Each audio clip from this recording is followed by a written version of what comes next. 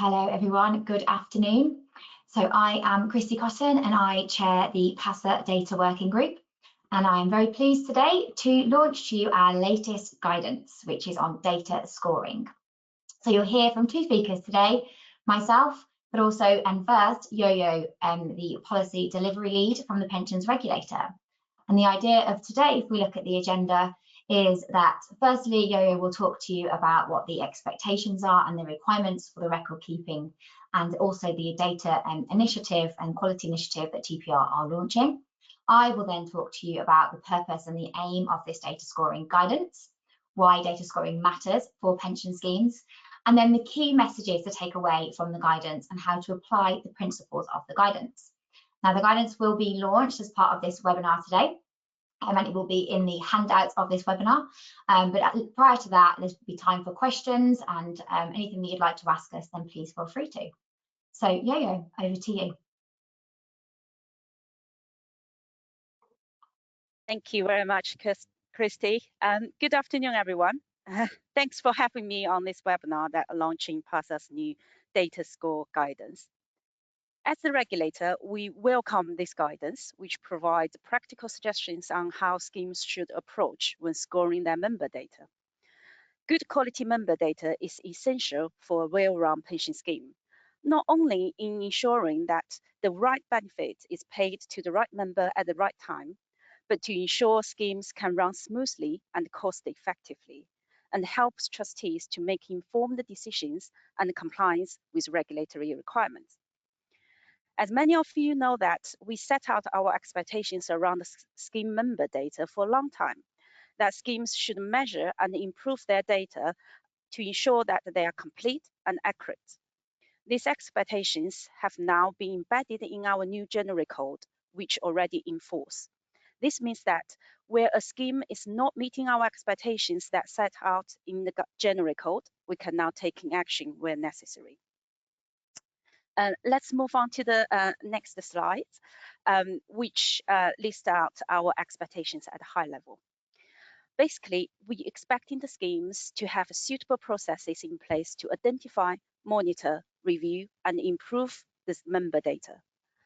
Our record-keeping guidance listed the data items that are usually viewed as common data. These are the items that the schemes use to identify the member, identify the right member. But schemes need to define the data items that consist of the scheme-specific data. And this will depend on the factors such as the scheme type, scheme structure, scheme design, and a member's status, and also the key events that has taken place during the membership. Once schemes identify the data items that need to keep, schemes need to establish the processes for monitoring this data on an ongoing basis to ensure it is as accurate and complete as possible. Sorry, can we move in back a slide because I was still talking about the previous slides. Thank you. And determine annually whether a comprehensive data view or a targeted data review of data is needed. Significant events such as data error, data winding up, scheme winding up, or changing administrator may also trigger a review. As I just mentioned, that schemes should measure the quality of common and scheme-specific data, so there is a clear understanding on how many members that have complete and accurate data items specifically. We also expecting the schemes to keep a record of the data review exercise, including relevant findings. Where gaps or errors has been identified, schemes should develop and implement a robust plan to addressing them, outlining specific actions required to resolve those identified issues. Any identified errors should be rectified as soon as possible, and the scheme should review and amend processes to prevent further error accordingly.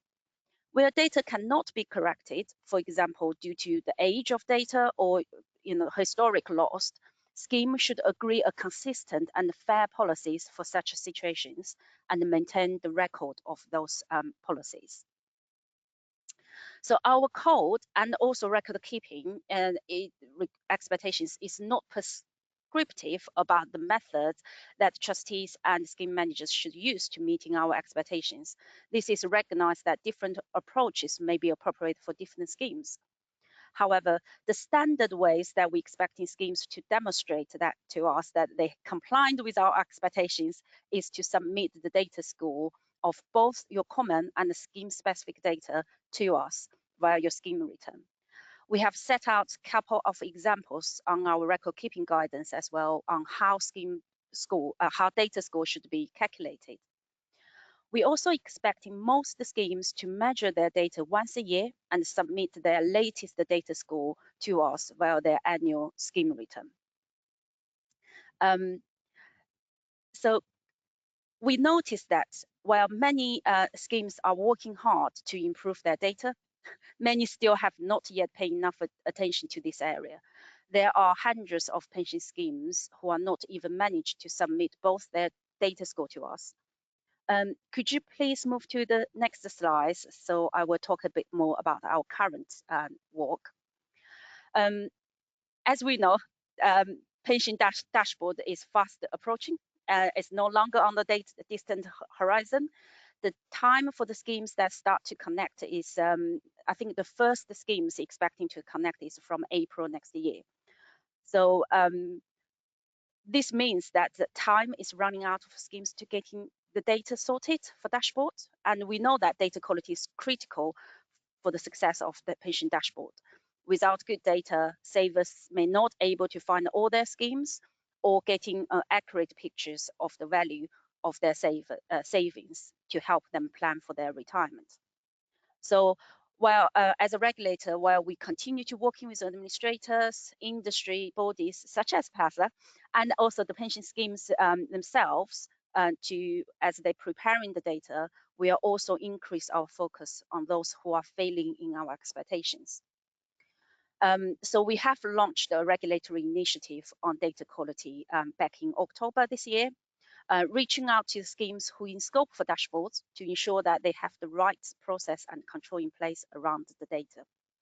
Some of you may already receive the emails from us about this, and in the email we did say that we will challenge those who are not able to demonstrate how they're meeting our expectations, and regulatory actions may be taken by us if necessary. So in summary, I urge schemes to review your data scoring approach to ensure that you meet our expectations, and encourage schemes to adapt the good practice that highlighted in the PASA guidance, which were necessary to foster a consistent approach among the industry, which ultimately will improve the quality of data. So now I'm handing over to Kristy to introduce the details of the guidance itself. Thanks, Yo-Yo. So as the chair of the PASA Data Working Group, I am delighted to launch to you today our new guidance on data scoring. Firstly, a big thank you to the hardworking members of the PASA Data Working Group for their continued time and efforts volunteered to help support the activities of the group. With a particular shout out today to Paul Rickman and Hannah Bloomfield for supporting with the production of this guidance. So today, the PASA Data Working Group is launching its latest guidance on data scoring, which has been produced with support from the Pensions Regulator. Yo-Yo from TPR has just spoken about TPR's requirements and expectations for data quality and data scoring, and we are delighted to publish this guidance to support the industry. I will talk you through the key messages from the guidance and how to apply the principles, with the guidance being published as part of this webinar. So let's start with the purpose of the guidance and why it's being produced. The purpose of this guidance is to drive an improved and consistent data scoring approach across the industry to achieve a comparable and understandable data scoring standard and to ultimately drive improved data quality. Now, I think the majority on this webinar today will be aware that data scoring, particularly scheme-specific data scoring, has been really quite inconsistently applied and carried out across the industry, and the same data set could have different scoring depending on who is undertaking the analysis. Now, this inconsistency has meant that the usability of the data scoring isn't quite where it needs to be, and therefore some of those reasons why data scoring was implemented in the first place aren't being achieved. So, Let's have a look at what is included in the guidance we're publishing today. On to the next slide. So firstly, why data quality matters. Now, Yo-Yo has already spoken about this, as have I, a lot over the last 5 years in this role. And data really does underline everything a pension scheme needs to do. Funding decisions, investment decisions, operations, efficiencies, and of course, that experience of the member. Without good quality data, schemes simply cannot be run effectively. The guidance includes TPR data scoring requirements, as set out already today by Yo-Yo. And there is some commentary on the challenges of data accuracy beyond data presence and validity. And we've released prior guidance in the PASA Data Working Group to support with data accuracy. And this guidance today links to those supporting publications. It then sets out what the minimum requirements are for data scoring. And hopefully these are appearing on the slide as I talk. So the data requirement for administrators and trustees. And then what you could and should be doing. And then the final thing to appear on the slide is that we have set out in there the final guidance and a list of scheme-specific data items for consideration to support administrators and trustees in considering their data and what is required for the scheme-specific data scoring. Okay, so on to the next slide. Why is data scoring important? There's kind of 3 things to think about here. Firstly, by doing data scoring, it means you're looking at your data, and that's a really great place to start. It means that schemes are opening up that data set and thinking, look, we've got some data. What is it? What's the data that we hold? And what quality of data do we have? Secondly, it means you're actually measuring it. So now you've looked at it, this measurement gives you an indicator of the quality. How does the data quality compare to what data you actually need for the scheme? How does it compare to what you thought you had? Now, a year or so ago, the PASA Data Working Group did a data survey, and one of the biggest findings that came out of that was this perception gap, that difference between what schemes thought they had around data quality compared to what they were actually doing to measure and manage their data. And then how does it compare to other schemes, and what data issues do you have? Finally, taking action. Once you've looked at it and you've measured it, it means you can do something about it. So what data is missing and what can be done to collect that data? What data improvement actions are required and which ones would be good to have? And how can data actions be done efficiently, such as looking at a member backing file once for all of the data requirements? And measuring again, it then tells you how successful their data improvement actions were and how well your data was being maintained. So on to the next slide, we are now looking at what the key messages are from the guidance. So the guidance sets out what the minimum requirements are for pension schemes for data scoring, and it is essential that all schemes are meeting these minimum requirements. It really is vital that data scores are consistent, honest, and true reflection of the quality of a scheme's data. They must not be artificially high because of deficiencies in scope or sophistication or volume of the tests that are being run. Now, it might be uncomfortable to have a low score, but an inflated one means you won't be understanding your data issues or taking the necessary actions. Common data scoring is much more standardised. As Yo-Yo said, TPR have published a prescribed set of data items and common data tests. But presence of data is a minimum. Trustees should be including consistency and accuracy testing of those common data items. And again, a call out to really think about data accuracy in the guidance that we've already published and use that as you need to ensure that accuracy is being thought about when you're looking at your data. For scheme-specific data scoring, well, the clue is in the name. It's scheme-specific, so a prescribed list of data items and tests isn't going to work. However, a lot of the data items are common in some way across types of pension arrangements, so such as salary details are really required for active members of defined benefit schemes, or contribution data for defined contribution members. So a list of data items and commentary in the guidance should be helpful to administrators and trustees to set expectations of those data items and to ensure that the data scoring is right for the scheme. As an absolute minimum, schemes are expected to pay attention to data such as salary records, member options, and payment of benefits, and data items that are essential to administer the scheme on a business as usual basis. However, there's so much more data that's held and used by schemes and trustees, and you should proactively consider how those items are incorporated into your scheme-specific data scoring. As a minimum, data should be checked for presence and validity, but you've already heard from TPR today about the reasonability and accuracy. And it's expected that scheme-specific data scoring includes data items required for wider objectives, including your projects. What data do you need for the projects that you're running right now? Schemes also need to ensure that data is being analysed for the right data sets and with appropriate member segmentation. Now, I have seen data scoring take place where the dependents members were all excluded, and data for pensioners that was poor was excluded. This is an example of inflating that score by excluding known data gaps for certain members, which is not how data scoring should be undertaken. Which leads me nicely onto the requirements set out for administrators. So firstly, complete data analysis. Administrators should review their data scoring analysis and provide assurance to trustees that complete data analysis has been undertaken. Data scoring should clearly state what has been analysed and how the analysis tests have been performed.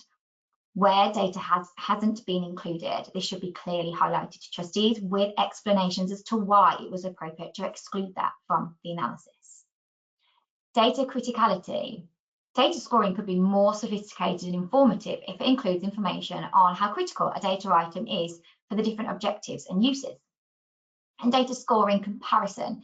Third-party administrators hold data for lots of schemes, so using this data set to help trustees understand and compare how their data is compared to similar schemes of similar size and complexity will be really helpful.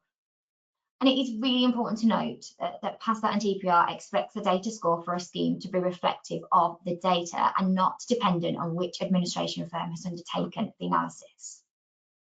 And trustees, the guidance sets out what trustees should be doing. So firstly, think about future proofing. Think about those future projects and requirements and include data that is needed not only for today, but also data that you know you need to have to fulfill your requirements. Challenge your administrators to whether the data scoring analysis is reflecting of current and future data needs. Accessibility, how is your data scored and stored and accessed? Is it all electronic? Is it stored to allow efficient and consistent data management and analysis in the future? And really importantly, trustee review and challenge. Trustees should work with their administrators to understand the data scoring for their scheme and be satisfied it's an accurate reflection of the data quality. Trustees should seek confirmation on the data items included in the scoring and the tests that have been performed, and to ensure that groups of members or data items have been included in the data scoring. They should look to challenge the approach taken and ensure the data scoring meets the requirements. Now, where data scoring is low, trustees should take action to improve data quality, documented in data improvement plans and data management plans, and these actions should be sufficient to see a material improvement in the data score for the scheme within a reasonable time period. Where data scoring is very high, trustees need to ensure that analysis is accurate and is a true reflection of the data quality held. Trustees should document in the data management plan how the data scoring has been undertaken and with information in respect of the data items and tests performed. And data scores should be reviewed and monitored as part of a scheme's governance plans, with changes to scores tracked and understood and monitoring in place to ensure that data is being maintained. Now, finally, onto the last slide, application of this guidance. So here's got some call outs and actions for you today. Firstly, use the essential data item guide contained in the guidance to inform you of data items and their considerations, and use it to support the decisions on what data is to be included in your scheme-specific data score. Administrators, review your scheme-specific data scoring processes. Does your scoring processes meet the requirements of the guidance being published today? Trustees, challenge your scheme's data scoring. Challenge how data scoring is being conducted and the score that you are presented with. And finally, ensure you're meeting the minimum requirements and expectations at least, but consider what else you should or could be doing. Thank you very much, and the PASA Data Working Group hopes you find the guidance helpful and informative. So now we have some time for some questions. Please do post the questions in the chat. And to get us going, we do have a couple of questions here. So Yo-Yo, well, I'm going to start with you if that's all right. I think some of these questions will come to me. Firstly, what happens to schemes that have those low data scores on the scheme returns? Yeah, so that's a good question, because I think lots of schemes may consent if they submit the low score to TPR that we will taking actions against them because it shows that they have poor data quality. However, I have to say that it's highly unlikely that we will take immediate actions as soon as schemes submit the low score at the first instance, or their data scores dropped dramatically and in a short period of time. Because we understand, as you just said, that the scheme's situation is slightly different. So the change of data score or low score may cause that there is a large historic data missing that has been identified. It could be the schemes refine their data items for their scheme-specific data to including more data items. It could be schemes changing administrators and then therefore change the way that they measure the data. So we understand that the data score can change, and sometimes it may well be decreased from previously submitted to us. But it's more important to emphasize here, as TPR's expectations, is the schemes have the true understanding of the data quality of your data that enable the schemes to run, to identify your member, to pay your member the right benefit at the right time. So it's important that you understand what's the true pictures of your data quality, and then putting a practical plan to improve the quality if you identify that there is a gap, and then which leading to a low score. This is much more important than just submit appears to be a good scores to us. However, as I just mentioned, that when there is a gap or error has been identified, then the schemes should develop and implement a robust plan to address them and improve the data scores along the time.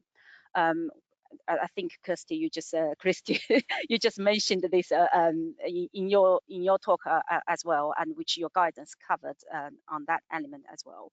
And just to say, as a TPR, we are monitoring the trend of the data score. And if the schemes you continuing to have the low data scores for years without improvement, this is more likely where the situation we will challenge the schemes in terms of the existence and effectiveness of the data improvement plan. Great, thank you. So one that's come in is how do we decide what data should be included in the scheme-specific data scores? So I will take that one. So I think what's really important is it's important to think about what your data needs, your type of scheme, your type of members, and your requirements. There is lots of data that we know needs to be held in here. So data around benefits, data around options that member have taken, anything that leads to that administration, that member experience is really important.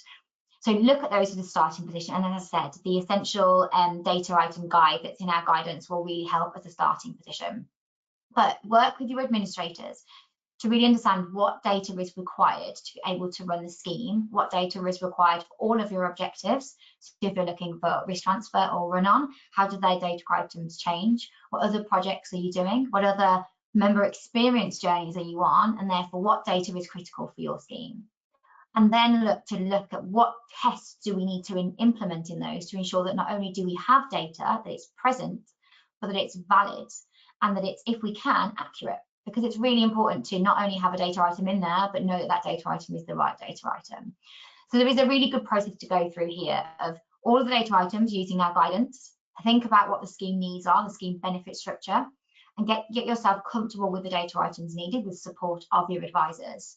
And then look to understand what tests are going to be performed. And that way you will come up with a really good plan about how you're going to score your data. Now, I think once you've done that process, you'll be in a really good position for every year, but things may change. You may close your scheme, for example, so that data items change, you no longer have active members. You may look to change your objective of what you're doing. You may undertake a really big project. So those items may need to be reviewed. But if you do that first position, you'll be in a good place to kind of get going from then on. Okay, Yo-Yo, something that's come up here now is around how do we, will the regulator be publishing any data that enables us to compare the information from the scheme to scheme? So, well, currently, we don't have any intentions to public what the score that count as good. As I just mentioned, that it really depends on the scheme specific information, situations, and we don't have the intentions to publish the data comparison. So because the data, it could be, the data score it depends on the size of the scheme, the age of the scheme, scheme nature of the scheme type, and the measurement methods, as we just mentioned. So, it could be different. It's difficult to setting up what is good data score means. However, saying that, following to our current regulatory initiative work, we do want to sharing our findings with the industry, as well as the good practice that we identified in industry. This doesn't mean that we will publish, what's the general data score, but it's more about what's the method and the approach and the measurement that schemes likely to use, and also the data control governance around that. This may involve that we publishing our relevant regulatory intervention reports or updating our record-keeping guidance accordingly. And this is in the plan, but certainly not comparing the data scores. Okay, great. Okay, so another question that's come up is around members, and particularly around no liability records and should these be included. So I think this comes back to what is the requirement for your scheme. If you've got no liability records that are closed, that you're not going to have to do anything with, then having that data and storing it and testing it isn't necessary. It's not important for what you need to do around administering or your wider objectives. However, if you've got a really big transformation project happening, and some of the examples is no liability members for GMP equalisation, and you need that data item, or you've got other objectives, then take a really sensible, informed decision about what should be and shouldn't be included. So I can't give you a hard and fast rule. The likelihood is that no liability records are genuinely closed records, and you don't need to be maintaining and monitoring that data. But if there is another reason why you do, then include it appropriately.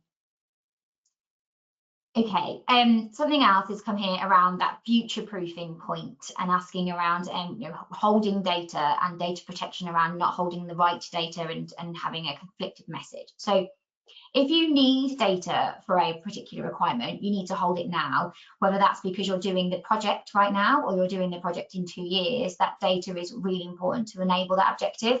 Therefore, it is required data. It's required data right now for you to meet your objectives, and so it needs to be held. The point that's happened here is that we've seen a lot of time that all of this data is needed. We know we need it for whatever we're going to do with it, but because we're not using it right now for the ongoing administration, it's not being maintained, it's not being monitored, and therefore the quality of that data is not being included. Then when you come to use it, you don't have the data quality that you need, and that's really important. So it's not about creating data that you don't need, it's about making sure that the data you need right now and for purposes right now and in the future, that is all being included and being maintained in the right way. Okay, another question that's come up here is around what data should we be analysing and is kind of seen, but how do we actually analyse it? So the common data score is quite clear that you need to look at all of the data items, and a member needs to pass all of your data checks for that member to be classed as a pass. And then that then becomes the score that you see. So the score that you see in a common data score is, if it was 90 out of 100, and that would be 90 members have passed all of the data checks and have complete and accurate data for that member. It is not that therefore 10% of the members have no data. It is how many members have complete and accurate records. And that's the way the data scoring is working. It's aiming to ensure how many records have the data that is required. Obviously, there is a different way of doing this, and that is around just all of your data having a percentage score attached to it. And I know when I advise clients, it is looking at those two different sets of data, because those data scores are really important. One, a complete for each member, and one, an overall picture of all of the data quality that you hold, which will show you the gaps in certain areas. So think about what's right for your scheme and what you need to do and getting that information. And this falls into that, what should you be doing and what could you be doing to understand your data quality. The minimum requirements is around that, which members have that complete and accurate full set of data. Okay, one for you, Yo-Yo, now is around, given the kind of involvement of TPR in this guidance, are we now essentially saying that this guidance is the bare minimum and the expectations, or how is this going to form part of your view of what schemes should be doing now we've released this guidance? Thank you, Kristy. First, I have to say, it's clearly this is a PASA guidance. It's not a TPR guidance. as Kristy just introduced, there are lots of detailed practical elements to consider for the schemes, kind of like it's giving the industries suggestions and advice to help them to reviewing the data scores.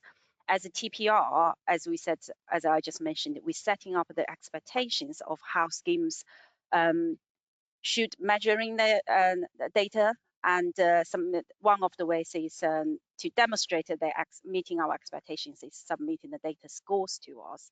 However, we are not prescriptive on how that data score, for example, what consists your scheme specific data item data, and how you're actually going to conduct the step-by-step measurement. That is not in our guidance and not in our expectations.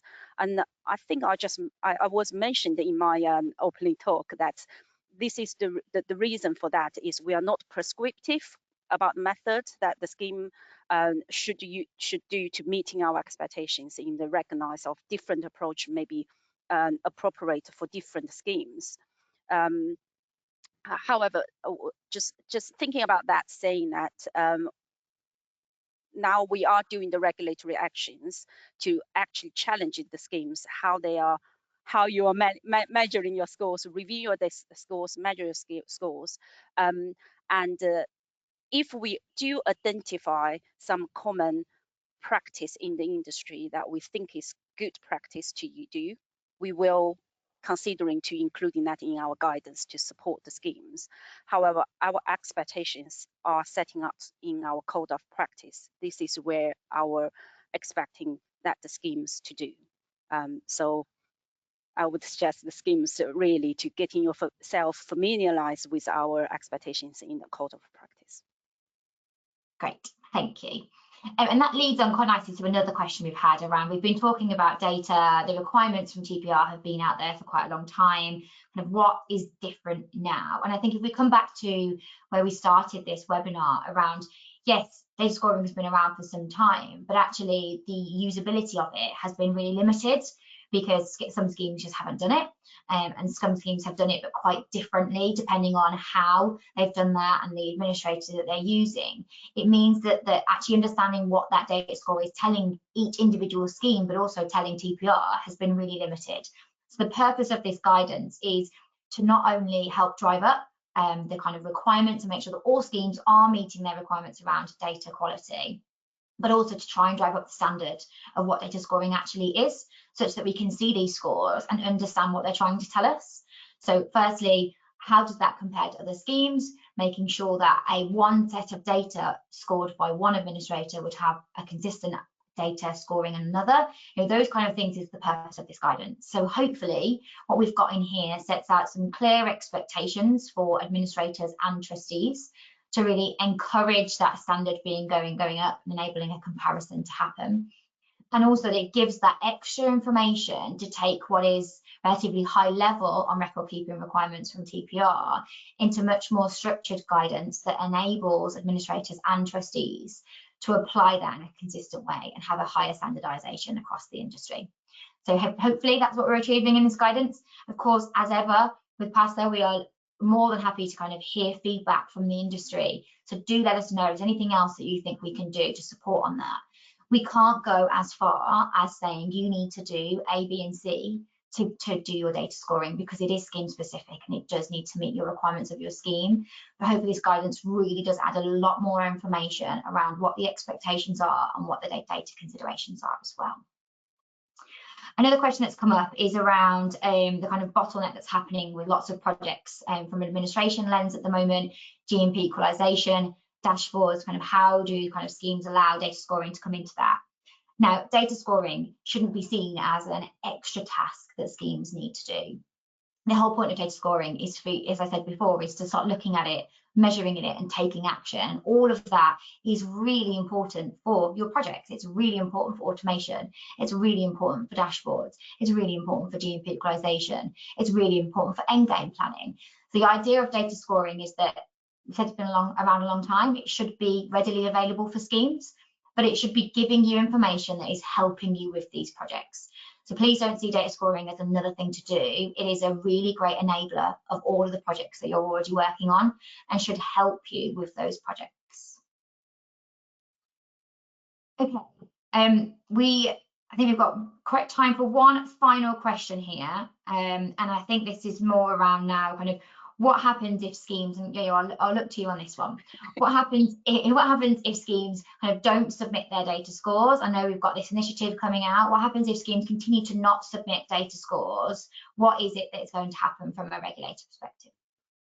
So some of the schemes may already receive the emails from us or communications from us when they are not submitting the score, or they appears not yet submitting their scores to us, which we are asking the schemes to explain what is their plan to measuring their data. So it's about, we are challenging the schemes in terms of how you meeting our expectations. As we said, have you identified the data items for your common and scheme specific data? What are you doing when you review your scheme's data quality?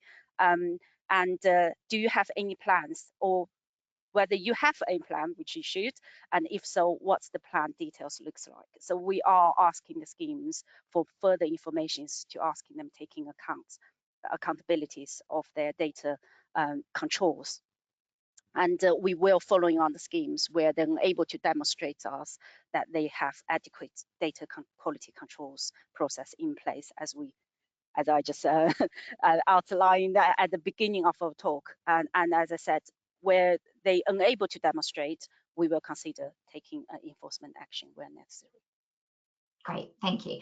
Another question has come in. I've still got them coming in, so I'll keep going as far as long as I can. So one that's come in is around where data analysis is being done, is it better or more common for it to be performed by the current administrators or have an independent view? And again, I think this depends on the purpose of your data analysis and what you're trying to achieve.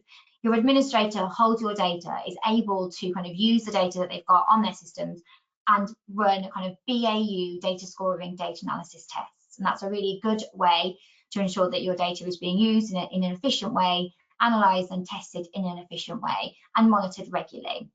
However, an independent review does really help you to, firstly, help with this kind of questioning and testing of what your administrator is doing. It helps with a fresh pair of eyes around what data do we need, and not what do we have, but what do we actually need and how are we using that. And it also can really help with the strain that happens within administration teams of resources and capacity. So what I'd say is really think about what you're looking at, what your data needs are, what your current projects and objectives are, and work with your current advisors and any independent advisors to make sure that you're doing that as effectively as you can. Okay. There's lots of questions here now about coming out about how you actually access data and how you test that accuracy. And what I will say is, rather than kind of give lots of information on that, the PASA Data Working Group has released some guidance around accuracy testing and also access to data. And a lot of this is around kind of tracing information and whether schemes can trace either independently or using other third parties. So I kind of strongly recommend that people look at those guidances that are available out there and use them as you can. A lot of our guidance from PASA links with other areas of guidance, but we've released quite a few items for data over the last few years. So please do look at those guidances and use them as you can.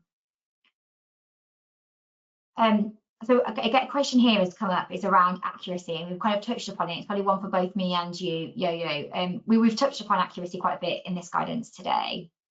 And it is really important, because I think kind of a few years ago accuracy wasn't assumed to just not be included, it was all about presence, but actually accuracy really is the important element of data quality. So Yo-Yo, if you want to kind of talk a little bit more about that. Yeah, and I want to say that, as you said, accuracy is very important, and also this is the one that we listed in our code of practice as well, which we expecting schemes to do. So when you review and control the data quality of the scheme, that is on both completeness and accuracy bits, so both elements. Therefore, we are expecting when the schemes submit the data score to us, the data score is based on both completeness and accuracy bits of the data items that member has. Great, perfect.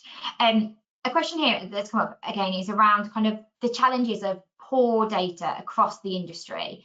And is there any particular areas that we see schemes have poor data over and over again? I think some of the challenges with poor data is around the historic data and data that has sat in records for a long time. So where benefits were accrued decades ago, where members' options were taken decades ago, some of that can be a real challenge. And I know lots of schemes are facing that when it comes to GMP equalisation.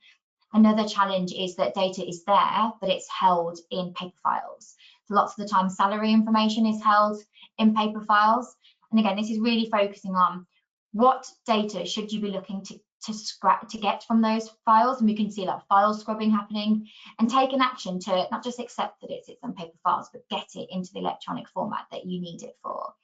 But also do that in a really kind of measured way. What data do you need to run your scheme for the current administration and for your future objectives? If you focus on thinking about that and taking the right actions, then you'll be looking at prioritising the right data and the right data actions so that it's not a kind of significant burden to all of the projects that schemes have going on. I think I've kind of touched upon this last question here that is around the kind of historic scanning of datums and it being present, and does it have to kind of actually be electronic records? So electronic records is the way that data can be used effectively. It's electronic data that is required for pensions dashboards. So it is really important that data is held in an accessible format. I know lots of administration teams and processes require at retirement to go and access historic member files to find data. But not only does that impact the automation and therefore the efficiency of what's happening in administration, but that isn't possible when it comes to looking at the kind of dashboard process and that member journey. So again, come back and think about what data do you need held electronically, and rather than fumbling through your data requirements, take some action to get that data where it needs to be and have those effective processes in place. Okay, thank you very much. We've had lots of questions coming in, so that's been really great. We've had lots of people join the webinar today, so thank you again. Just the kind of rounding comments from me is that the data scoring guidance is now available on the website, and a recording of this webinar will also be available later this afternoon. So thanks again, everybody. Thanks, Yo-Yo. Thank you.